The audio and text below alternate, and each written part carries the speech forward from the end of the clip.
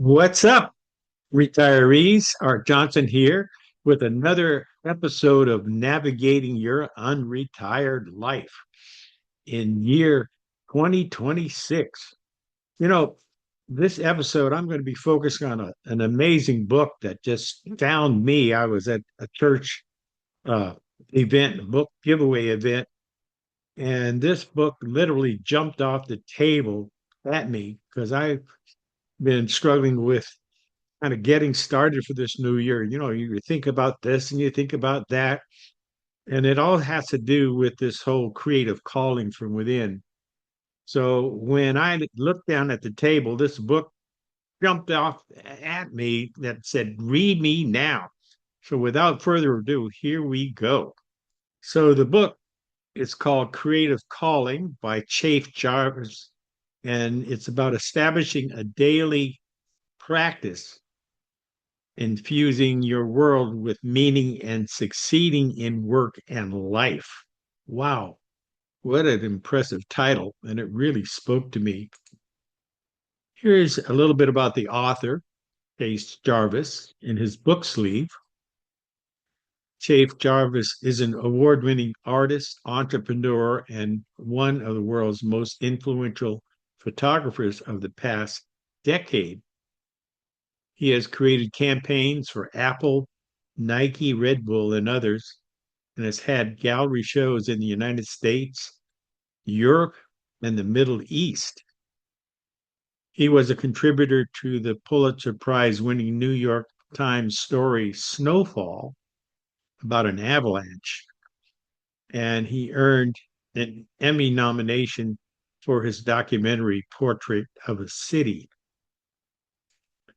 Chase also created Best Camera, the first photo app to share images to social networks, and became the founder of Creative Live, where more than 10 million students learned photography, video, design, music, and business from the world's top creators and entrepreneurs.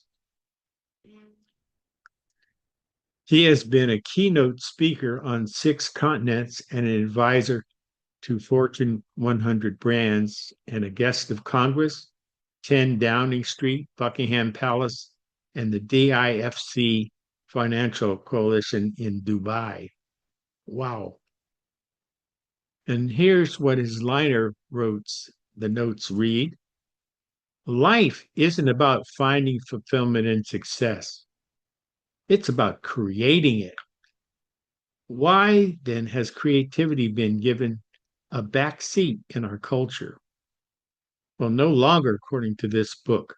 And this really speaks to me because I had to kind of repress the creative urge, with in exchange for having a so-called real job, decades of my life. But creativity is a force inside every person that, when unleashed, transforms our lives and delivers vitality to everything we do. So, establishing a creative practice is therefore now our most valuable and urgent task, one as important to health and well being as exercise or nutrition. The good news is that renowned artist, author, and Creative Live founder Chase Jarvis reminds us that creativity isn't a skill, it's a habit. Wow, available to everyone, beginners to lifelong creators, entrepreneurs to executives, astronauts to zookeepers, and everyone in between.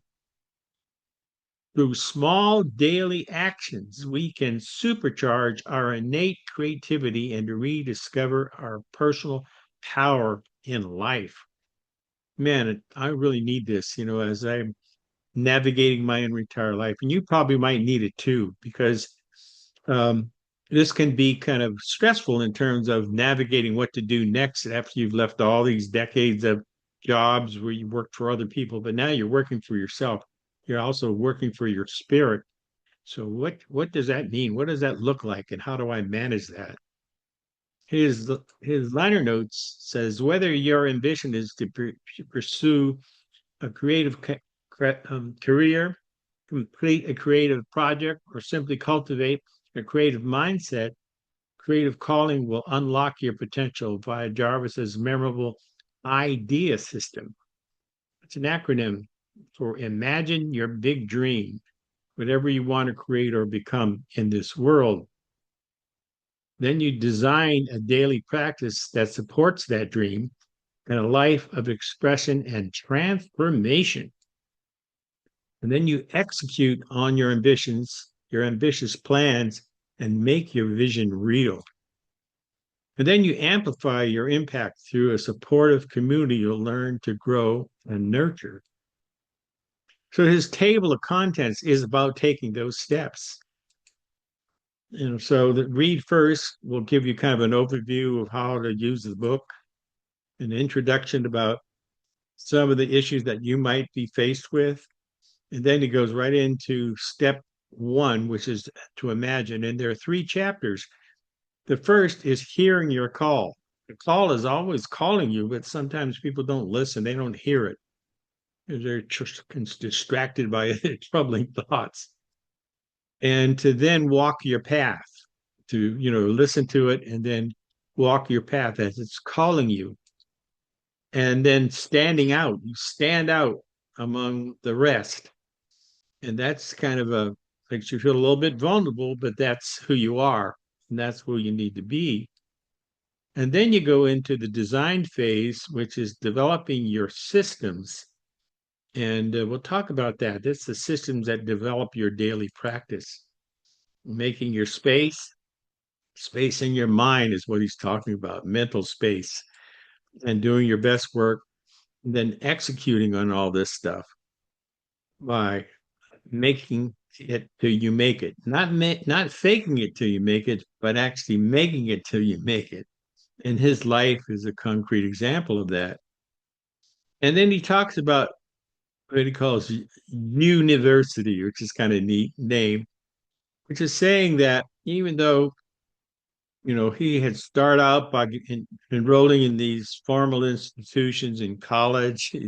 He also was going to be a professional soccer player on a college scholarship, and then he decided, well, maybe I should become a doctor, and make a lot of money as a doctor. Or and that didn't work. Well, maybe I should just go to school and just get a PhD in art.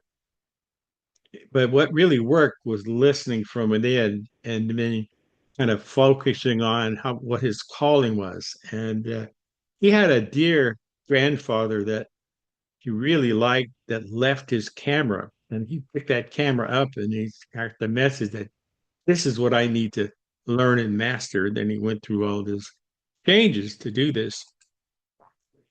And part of it, and it continues with him, is you must fail to succeed. Software developers talk about that, to fail often and then fix it. So this is the way you write code, the code of the operating system or the code of whatever app that you're developing. So he really talks about that. As a matter of fact, I just discovered that even he had studied this, did this app, that his product had a life cycle. You came and went. And then he also started this Creative Live, kind of an online learning platform that he sold it off. And then he sold it to people at Fiverr. And then he discovered how powerful it was. He wanted to buy it back and they wouldn't sell it back to him. And so there's a couple of mass opportunities that, and there, that he saw that say, whoa, I missed that. But he's got a good spirit. He says, I keep on going and I know other things are going to happen. So this is really a great book to do that. And then you amplify by finding your people, finding other people like you that like you, and build your audience and launch.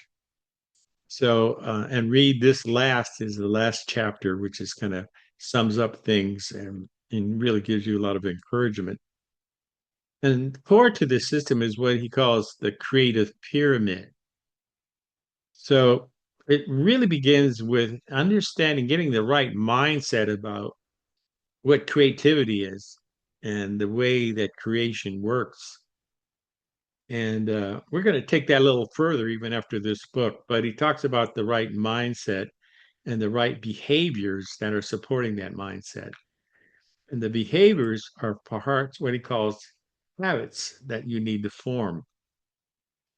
Before this, we've done an episode on Stephen R. Covey's Seven Habits of Highly Effective People, and you can tell that Case must have been influenced by that thinking, same kind of thinking, which then allows you to reach your goals. And so you begin with this end in mind, but then you have to develop the practice and habits to get there. And in order to do that, you have to be aware of what he calls creativity zappers and boosters. And here are some creative zappers that really speak to me that I realize that I've been doing to really limit your behavior and your activity and your productivity. Social media, people are just browsing and browsing and browsing, and then you watch a little bit of YouTube, and then all of a sudden you're watching all those YouTube shorts, and it goes on and on and on. And then you might watch another social media producer and see how far they've gone and start comparing yourself to them and start feeling bad. Maybe you haven't gone so far on all that. The other thing is the news. Wow, this news this week has been just debilitating, just, very frustrating. It seems like the news people, the more that it bleeds, the more that it leads in their audiences. And to, watch, stay away from the news because it'll bum you out. And then the first thing that you shouldn't do is check your email because that's somebody else trying to reach you, not, taking your time. And that should not be your first focus. And then there's overworking. So then you try to do a lot of catch up and you kind of burn out by doing too much work.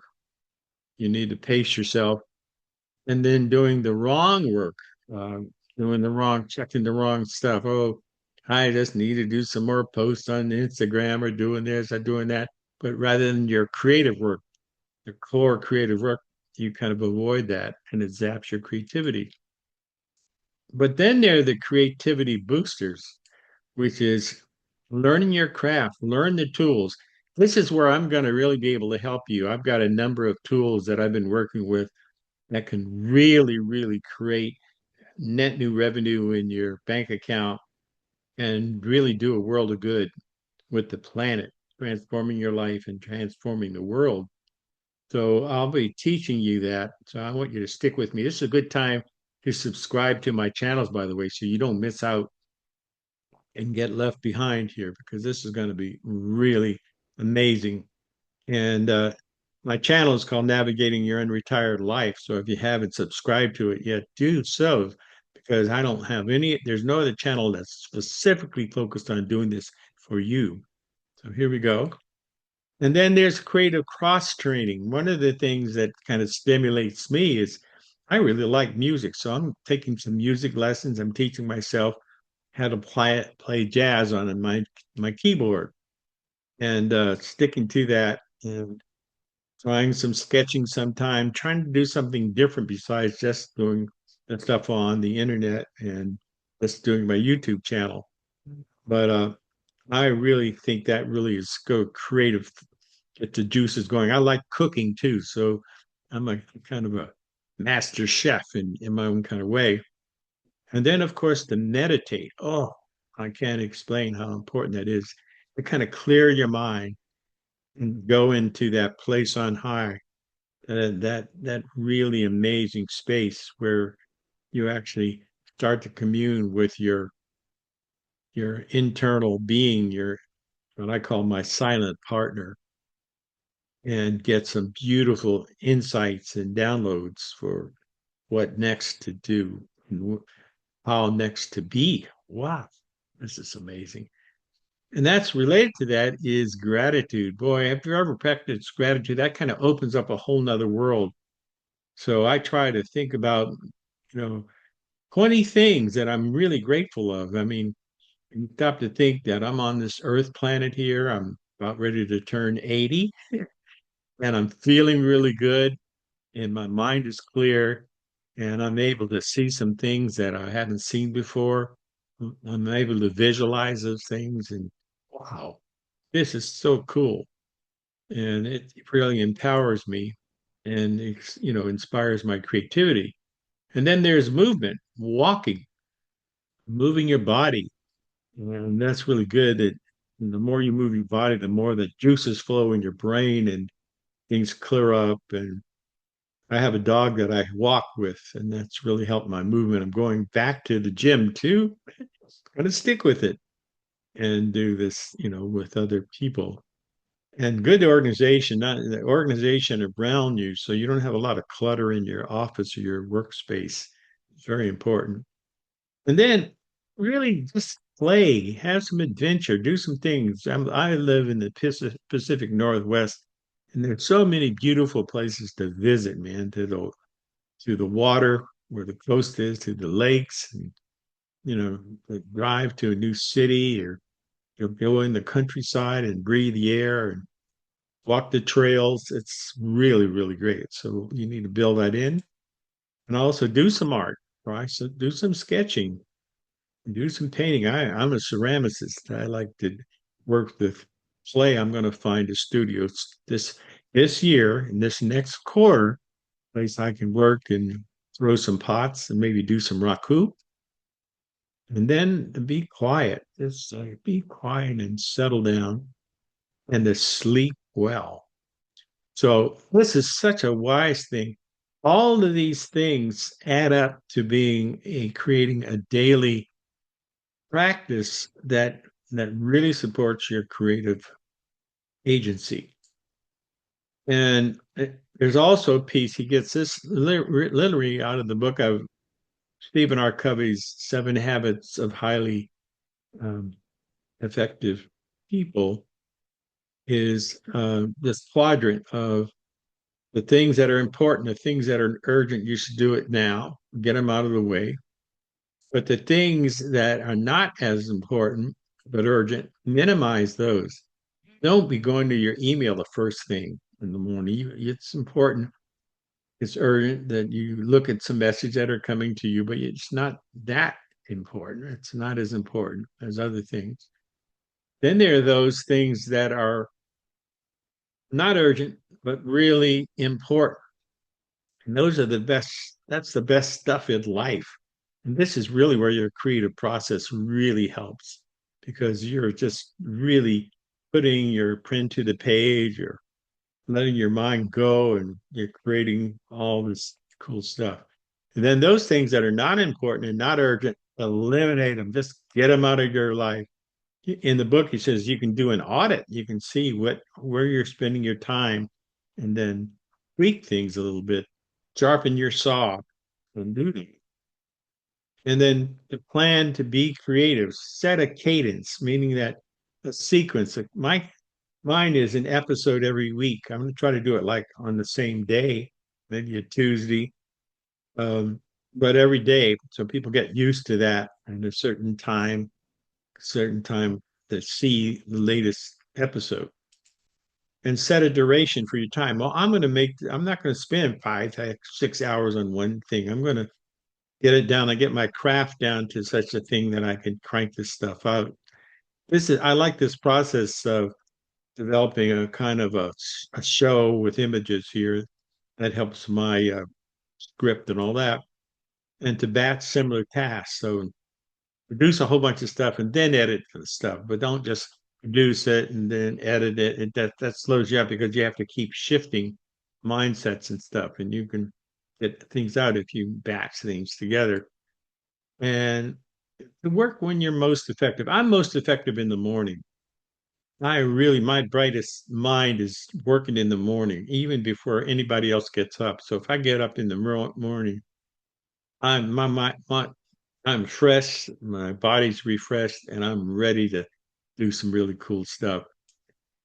And then you want to establish a workspace, that doesn't have a whole bunch of clutter around because your mind gets cluttered and unconsciously when you're looking around and you don't see a smooth desktop and you don't have a good place that supports your feng shui.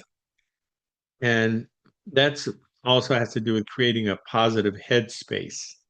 Uh, Headspace meaning that you got a place, your room, your mind is not full with other stuff, that you it's clear enough to really listen to that creative voice that keeps speaking through you, and as you reduce the friction of stuff all around you, noise and all that, and set the scene, maybe some nice music or whatever. But you can kind of set the scene, maybe a little bit of stretching before you start doing the move. And troubleshoot. So start to look at those areas that you can continue to tweak to what it's like sharpening the saw. So if you sharpen a saw, work is easier than having a dull saw. In your mind, a dull mind is not that good. So troubleshoot and see where you can tweak things a little bit. And if you're working a day job, do you quit your day job or don't you quit it? I am trying to land some contract work that's related to my creative process. So work is fun for me. So I don't, it doesn't apply to me this way, but some people will have a job, but they need the income. They need to make the mortgage. They need to, have enough stuff and then transition over to quitting your job if you can have your enterprise pay for itself. And guard your dreams. Whoa, that's important. Your vision is so important to you. A lot of the people will compromise that, or I can't, I'll never be able to do that. You know, I'm thinking too big, blah, blah, blah, kind of the whining kind of stuff. And I'm not into that. So the core part of this is what he calls the creative pyramid. And the foundation of that is the mindset. And I've been talking about that, the mindset of what is creation? What is creativity? How does it work?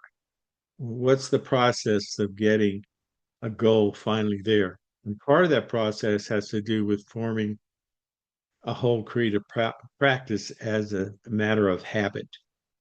Because habits are great. It's easier to do. If you learn how to ride a bicycle once, the next time you get on it, it's easier to balance and do all those things that seem so hard when you first tried to learn that.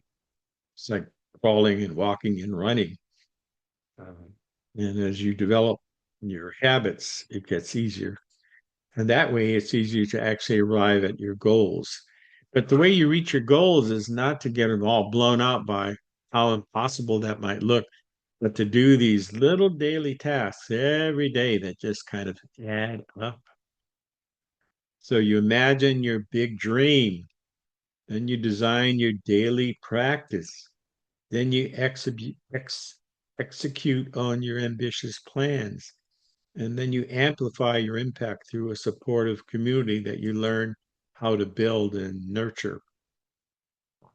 So that's really it. I'm going to stop my share here. And if you like where we're going here, subscribe to my channel here. There's a button there. You can subscribe to it so you won't miss out on anything as we do this. We're going to be doing 52 episodes at least of really valuable content. I need to know what you care about. The more that I know what you care about, the more that I can focus on providing that kind of valuable content that helps you get from where you are now to where you want and need to go.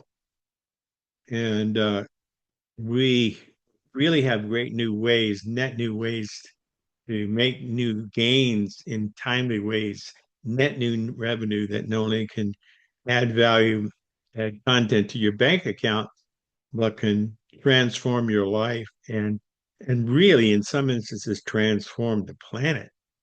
I'm working with some people doing some amazing work with climate action in a seminar in a curriculum. In my course that I'm developing, Navigating Your Unretired Life, is going to plug you in to people.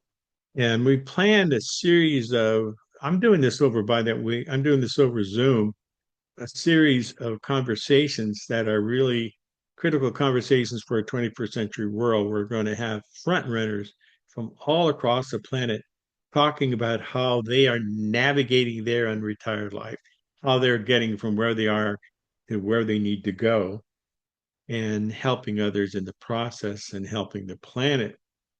So let's talk. I'd love to connect with you. If you want to get a hold of me, you can text or call me at 206-920-8067.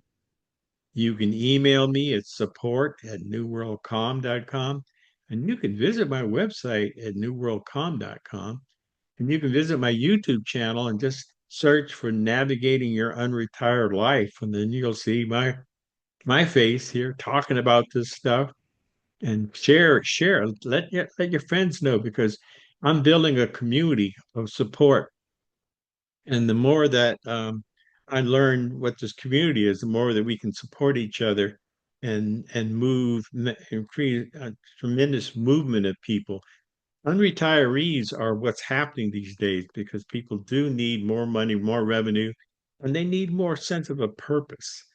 I did a whole exercise in another class where I learned, I had to focus on what I was passionate about, what some of my proficiencies are, and how to make this profitable, how it could be meaningful, gainful, not only for myself, but for other people that I serve. So that's what I'm about. And I'm so excited. So thank you so much. And I look forward to working with you.